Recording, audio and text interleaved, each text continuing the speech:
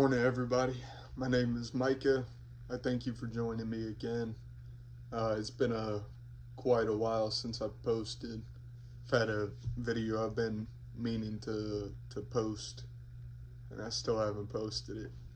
I'll make sure that gets up today. Sorry for the poor camera setup. It's just what I'm working with today, so I hope you bear with me and once again, I thank you for listening. My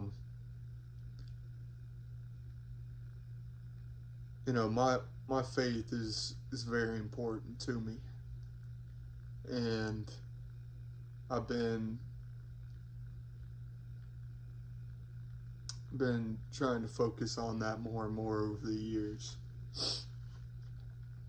and just find what Jesus and God means to me and who they are and what their presence is in my life. And I guess I wanted to read a little bit to you guys today. And those of you who aren't religious or believe in Jesus Christ, I hope that y'all continue to listen and once again just take it as wisdom at the bare minimum. Well, I want to talk about just some of the things that Jesus Christ does. Like, he honors a woman by healing her daughter who was sick and demon possessed. And then he also heals a deaf and a mute man.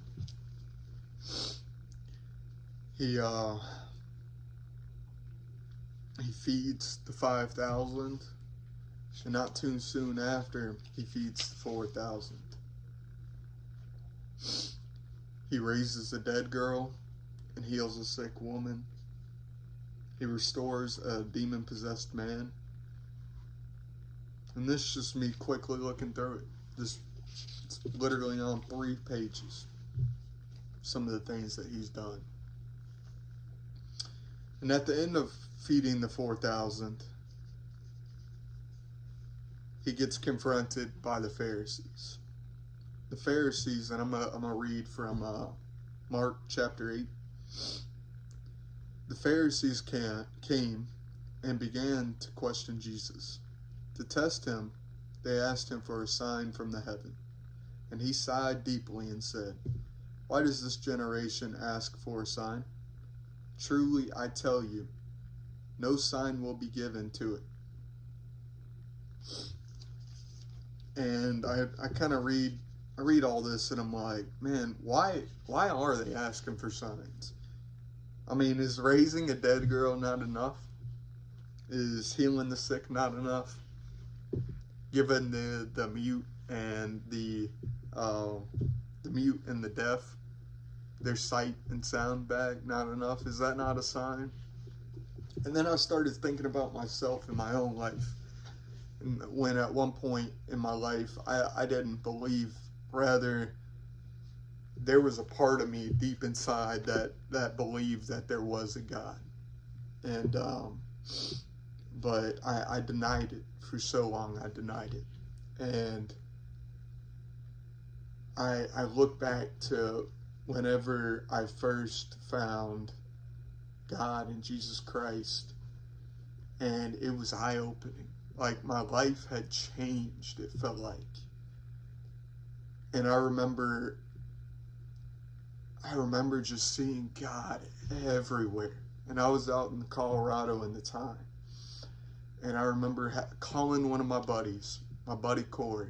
And he might be listening to this. And if you are, what's up, man? Hope you're doing good out in California right now. He's got a job, which is really cool, man. I look up to him a lot. But yeah, I remember calling him, and something he said to me was, for people who do not believe in God, he was like, for me, I can just look around, and that's the proof that there's God. And you know, I was outside at a Come and Go gas station, RIP Come and Go. He got bought out. But I was outside the Come and Go gas station, and there was just this beautiful, beautiful mountain right in front of me. I mean, there was mountains all around. I was in Steamboat, Colorado. If you've ever been there, then you know what it's like. If you haven't, I highly suggest go out to any mountains. I love the mountains. And I remember looking up at that mountain just thinking, yeah, there's no way that this just appeared here one day. Like somebody had to have crafted this beauty, this massive, massive canvas, this beautiful painting. And we live inside of it. And I just remember like being able to see just God and people, being able to see God and the beautiful creatures and nature that is outside. And I think whenever you open your eyes to God, or your soul to the Holy Spirit, that's whenever you'll start seeing the signs. Asking God for a sign. He's going to laugh at you and say, open your eyes and you'll see signs everywhere. Because he's here. He's within all of us. Even people that don't believe in God. I believe God still works through them. And let me see if I can quickly find this without dragging this on too long. But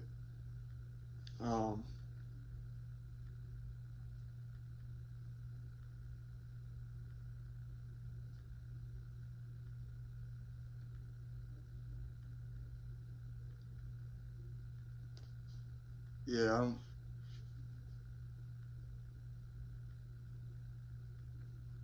I'm sorry, I can't find it quick enough, and I don't want to sit here in silence too long for you guys. But basically, whenever Jesus found his first disciples, he didn't go to the men and the women of the church. He went to the sick, like Paul. I'm not too educated on Paul, but I do know that he was a sinner, and I mean, we're all sinners. All of his disciples were sinners. They were tax collectors. They were, I believe Paul was a murderer at one point, and if I'm wrong, comment down below and please correct me. But I believe Paul did some really horrific things, and Jesus still went to him. He still went to him, and his response to the Pharisees when they asked him about this was,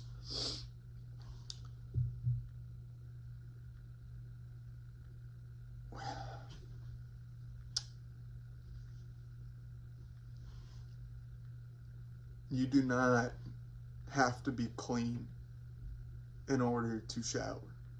You shower because you're dirty. And he said that it's the same thing here. That I do not go to the healed to preach the word of God, but I go to the sick. And tie it all back into what I'm talking about. God works through the sick. He works through the healed, but he also works through the sick. And that's how these people got healed in the first place. And I'm healing. I'm not perfect. I still sin. And I try my best to not, and to do better each and every day. And I know that a lot of you, if not most of you, do the same. And if you're listening to this video, I truly believe that you're here because you're trying to do better. We all want that. We all pray for that. And I want to encourage you today to look for God in everybody you see. Be a little bit more understanding. Look below the surface, and you'll find God. Because He's there. The signs are everywhere. They're everywhere.